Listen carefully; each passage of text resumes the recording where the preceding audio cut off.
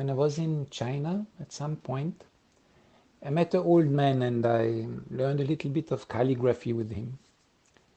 And he was also teaching Qigong. And so in our discussions, I asked him how he came to practice and teach the Qigong that he was doing. And he told me that he had some health problems when he was like in his late 50s, 60s, and nothing helped. So he started to do Qigong and started to help him a little, and then he started to meditate and all these kind of things. And then he came across this Qigong that he's now practicing and that he was sharing with some people, but just in a private way.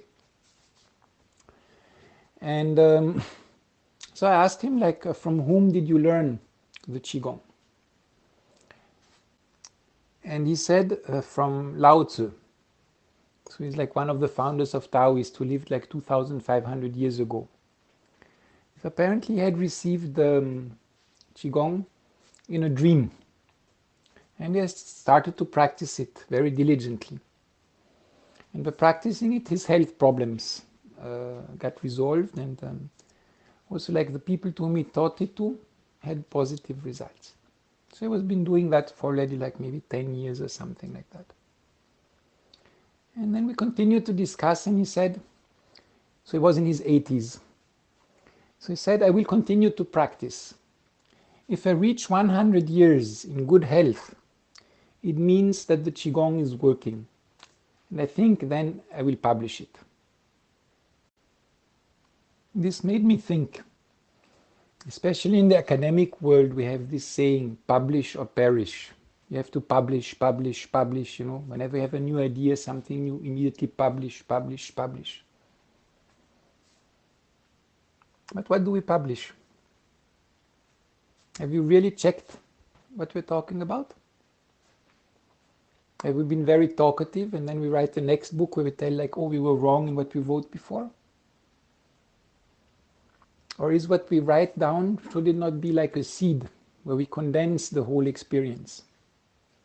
And maybe you don't write much, but every word is a seed, it's a word that can grow. There we come to mantra.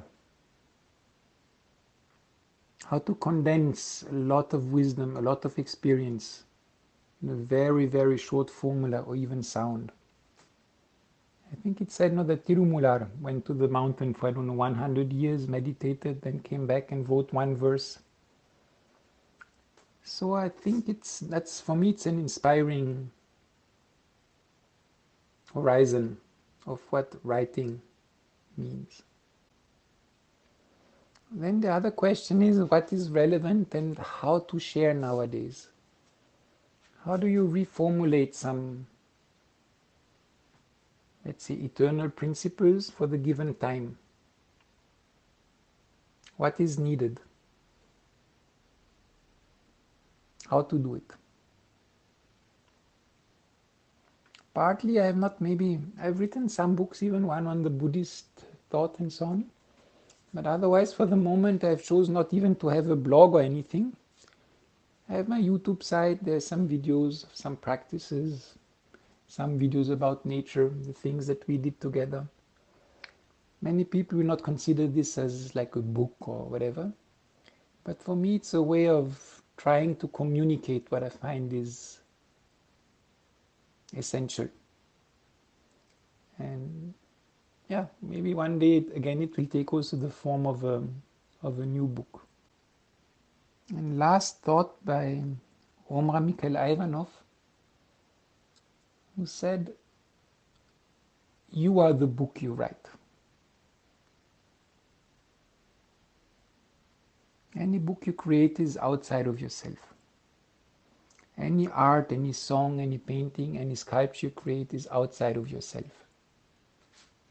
So you yourself become the sculpture, the painting, the music, the dance, the book that you write in this life. And when encountering you, others will read you.